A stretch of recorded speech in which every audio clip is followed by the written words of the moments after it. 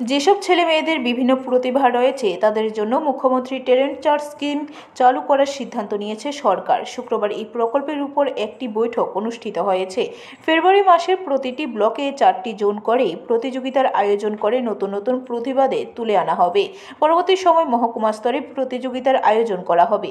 মহকুমা স্তরে যারা বিজয়ী হবে তারা জেলা স্তরের প্রতিযোগিতায় অংশগ্রহণ করবে। জেলা স্তরে যারা জয়ী হবে তারা রাজ্য স্তরের প্রতিযোগিতায় অংশগ্রহণ করবে। রাজ্য স্তরের প্রতিযোগিতা থেকে প্রতিভাবান খেলোয়াড়দের চিহ্নিত করে স্পোর্টস স্কুল সহ বিভিন্ন প্রশিক্ষণ কেন্দ্রগুলিতে তাদেরকে ট্রেনিং দেওয়া হবে। শুক্রবার সোনাতরি গেস্ট হাউসে সাংবাদিক সম্মেলন করে এই কথা জানান দপ্তরের মন্ত্রী টিঙ্কু রায়। সবাইকে আমরা স্বাগত জানাই। আমরা এক দুটা বিষয় নিয়ে আপনাদেরকে দেখেছি যে আমাদের অনেকগুলো অ্যাচিভমেন্ট রয়েছে এবং অনেকগুলো ইভেন্টে আমরা পার্টিসিপেট করব, তার জন্য আপনাদেরকে দেখেছি।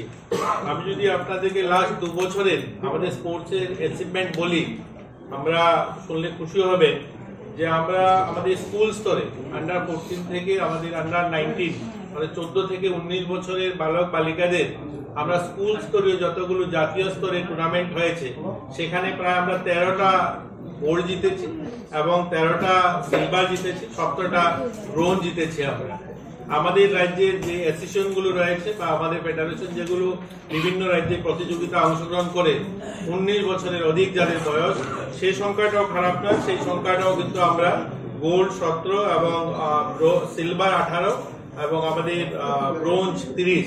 তো এই সংখ্যাটা আমরা বলতে পারি আমাদের ছোট্ট রাজ্য হিসাবেও আমরা ভালো আমাদের অ্যাচিভমেন্ট।